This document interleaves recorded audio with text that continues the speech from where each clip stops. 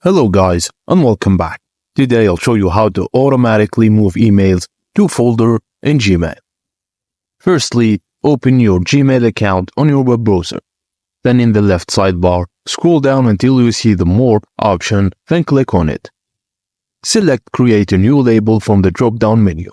Enter a name for the label that reflects the types of emails you want to organize, like work emails or promotions, etc.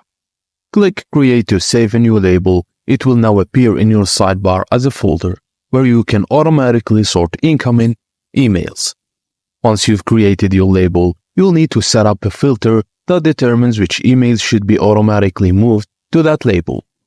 Go to the Gmail search bar at the top and click downward facing arrow on the right side of the bar. In the search window, enter the specifics of the emails you want to filter. You can filter by from, to, subject, and has the words doesn't have, size, and date within. Apply the filters, and then you can add other actions to the filter. If you want Gmail to move matching emails that are already in your inbox, select Also Apply Filters for matching conversation before creating a filter. And that's it guys. Thank you for watching, and please don't forget to like and subscribe for more.